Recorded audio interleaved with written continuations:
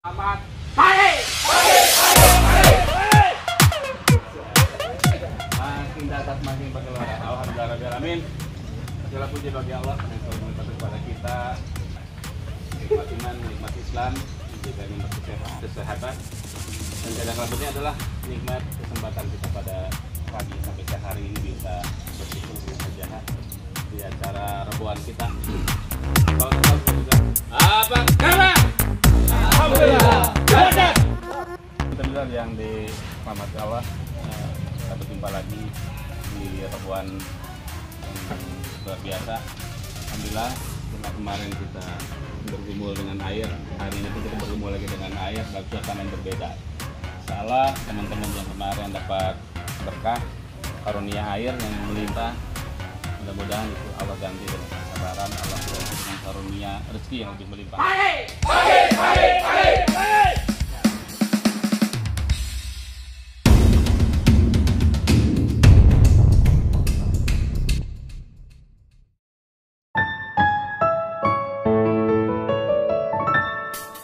Aku menggenggam Ramadan saya dengan masalah saya, ada hubungannya.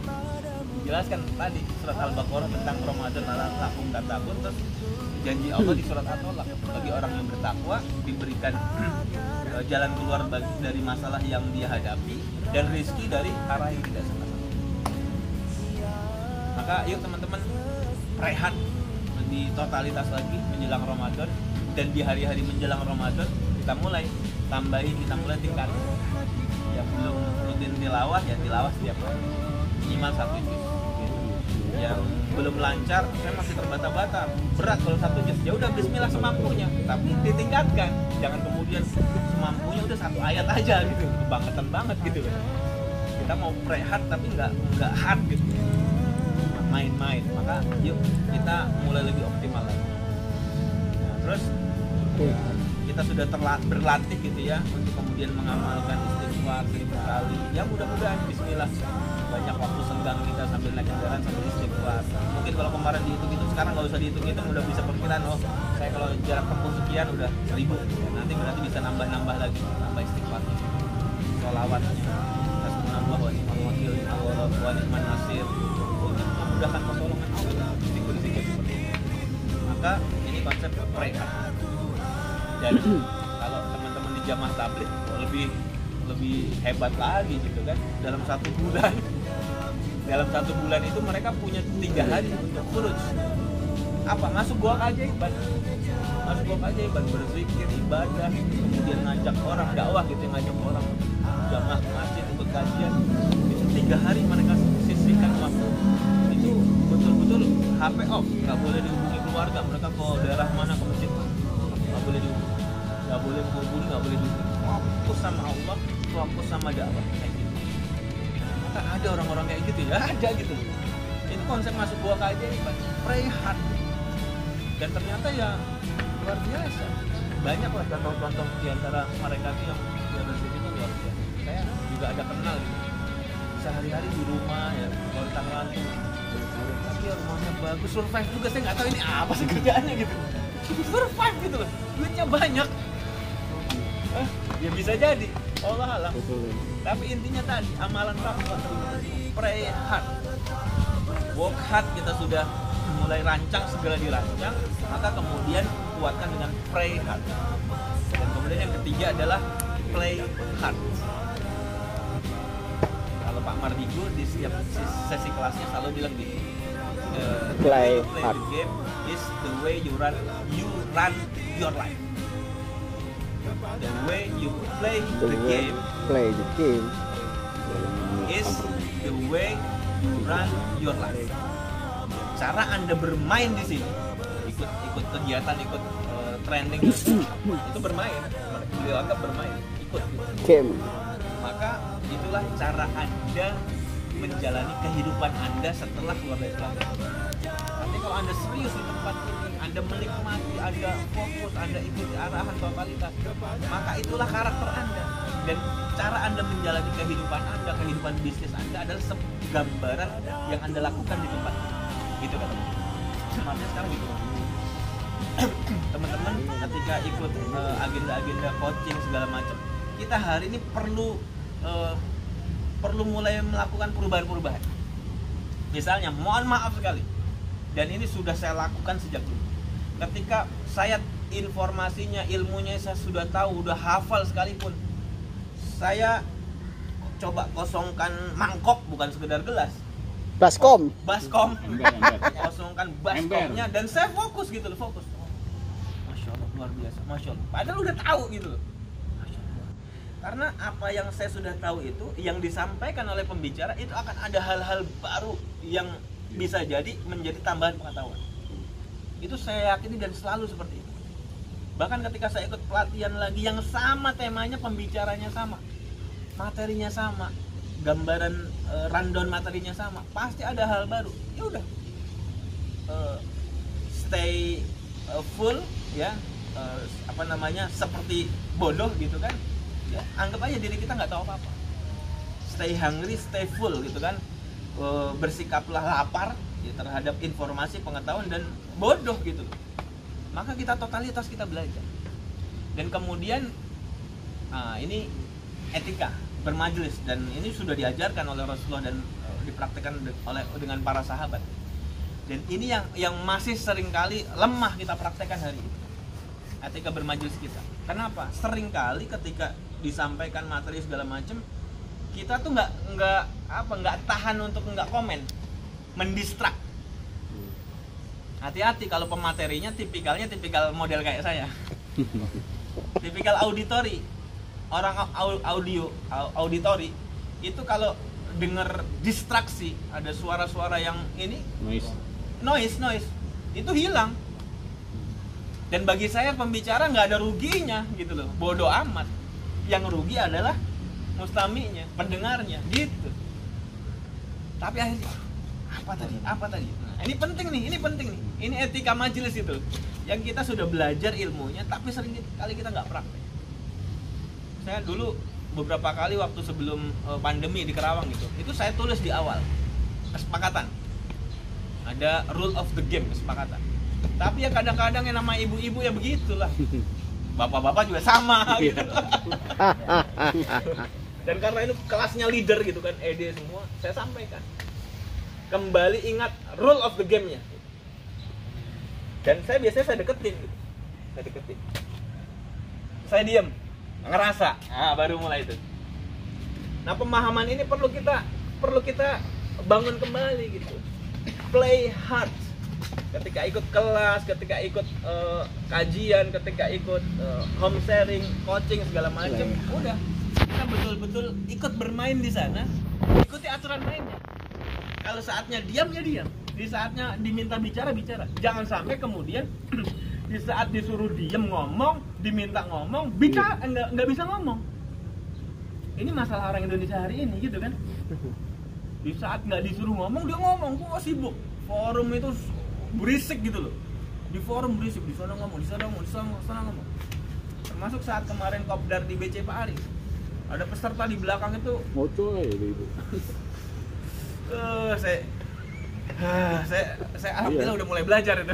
Saya gituin baru dia. Untuk tidak terganggu dengan noise gitu. Berisik gitu kan. Ini bahaya. Jangan sampai ini terjadi. Ketika diminta ngomong gelagapan. Wah, bingung ngomong apa gitu. Ayo, ada ide apa? Nggak ada ide. Karena ngobrolnya nggak bermutu dan kemudian mengomentari lintasan yang sedang dibahas. Ini kan nggak penting gitu loh. Maka yuk mulai edukasi diri kita, kemudian mitra-mitra kita. Play hard, ikuti rule of the game-nya. Aturan main di tempat itu seperti apa. Kalau emang suruh ngomong ya ngomong. Kalau emang jangan ngomong, jangan ngomong. Jangan mendistrak gitu. Nah, termasuk kemudian dalam kehidupan kita sehari-hari. Yang masih nggak mudah gitu.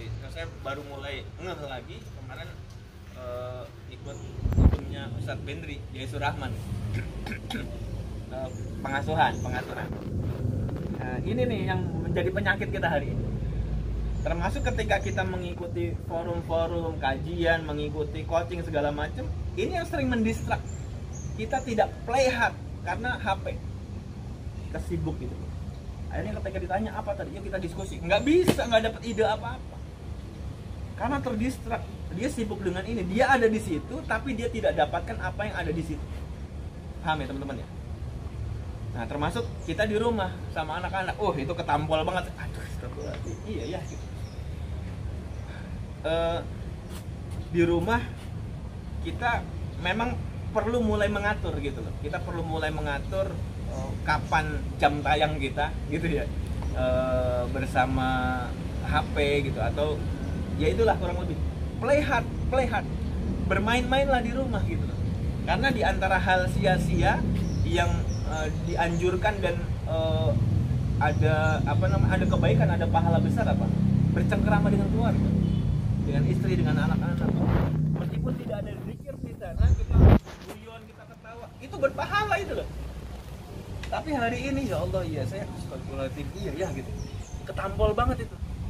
Ngobrol sama anak-anak sambil HP-an, sambil WA-an, sambil sama mitra gitu kan. Padahal ini juga mitra kita, keluarga, mitra terbaik kita. Ini nggak boleh. Maka kita perlu mulai merancang. Tadi rancangan work hard tadi adalah salah satu cara kita juga punya time, punya waktu sehari itu. Di rumah itu jam berapa sampai jam berapa misalnya gitu ya. Ini saya baru mulai, bukan berarti saya nasihatin nih. Ini kajian kemarin yang saya ketampol karena saya belum praktekkan. Dan mulai, oh iya ya saya harus berbenah. Kita nggak bisa teman-teman semua. Jangan sampai kemudian ya kita semua nanti punya penghasilan 200 juta per bulan, tapi ada tapinya, 200 jutanya amin gitu loh. Tapi amin. Kita nggak deket sama anak-anak. Anak-anak malah nggak suka dengan figur kita sebagai orang tua, malah nggak kenal gitu loh. Ini kan ngeri banget gitu loh, siksaan batin. Jangan sampai. Kita berharap ya 200 juta, 300 juta dan dekat, betul-betul dekat. Play hard. Bermain dengan mereka totalitas sebagaimana Rasulullah, dengan anak-anak, dengan cucunya, dengan keluarganya, totalitas gitu. Sudah nggak bahas di luar gitu. Bahkan kalau Ustadz Bendri itu memberikan contoh supaya kemudian kita punya gambaran gimana sih caranya dengan anak-anak gitu. Saya suka bercanda sama anak-anak, kata Ustadz Bendri. Jadi ya guyon-guyon yang apalah, yang norak gitu. Tapi lucu buat anak-anak. Nah, tahu nggak kenapa anak babi jalannya nunduk? Kan kita tahu jawabannya semua. Apaan lu jawab macam-macam? Oh, bukan. Anak babi jalannya nunduk karena dia malu. Bapak ibunya babi kan gitu. Oh, bisa aja abi gitu kan gitu. Tahu nggak kenapa kodok jalannya lompat-lompat kata gitu? Ini HP udah off, nggak bisa gitu loh. Kita belum totalitas terlibat sama anak, bermain terus tebak-tebakan, bercanda gitu kata beliau. Tahu nggak kenapa anak kodok jalannya lompat-lompat? Oh ini. Oh bukan. Anak kodok lompat-lompat itu karena dia bahagia. Tahu nggak kenapa dia bahagia? Nggak tahu. Karena dia bukan anak babi ya. Oh bisa aja gitu. Terus kenapa kanguru lompat-lompat? Dia bahagia kata anak-anaknya. Ya, kenapa dia bahagia? Karena bukan anak babi kan? Bukan. Kanguru emang jalannya lompat-lompat. Wah bisa aja. Ya kita play hard, betul-betul totalitas gitu. Dan ini perlu kita mulai sekarang. Jangan sampai teman-teman semua naudzubillah gara-gara HNI gitu loh, gara-gara bisnis HNI bermasalah. Hubungan kita sama anak bermasalah, hubungan kita sama pasangan kita bermasalah gitu. Jangan sampai.